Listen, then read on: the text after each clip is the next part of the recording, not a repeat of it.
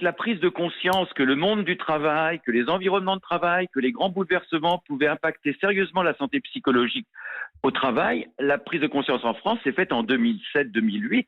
Dans les pays d'Europe du Nord, c'est dès la fin des années 70 que les partenaires sociaux signaient des accords sur la prévention du stress au travail. Donc, nous avons beaucoup de retard. Mais c'est ce que vous dites. Vous dites il y a eu un premier électrochoc. On s'est en quelque sorte rendormi entre-temps. Manifestement, Exactement. Ça n'a pas abouti. Exactement.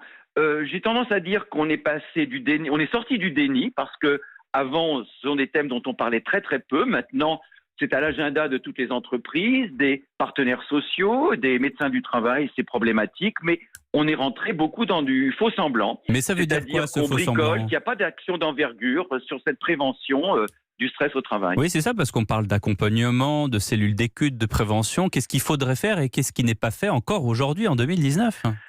Écoutez, il faudrait prendre l'exemple de pays qui font mieux que nous, c'est-à-dire l'Europe du Nord ou le Québec. Ce sont des pays dans lesquels l'organisation du travail est conçue également pour ne pas abîmer la santé psychologique des travailleurs, c'est-à-dire des tâches qui sont beaucoup plus autonomes, privilégier l'équilibre vie personnelle, vie professionnelle, et puis aussi former les managers. Nous avons, et ce sont les rapports européens qui le disent, une des formes des management les plus désastreuses en termes de bien-être des salariés. Nous manquons de reconnaissance. Le manager est souvent vécu beaucoup plus comme quelqu'un qui vous flique que quelqu'un qui vous aide en cas de difficulté.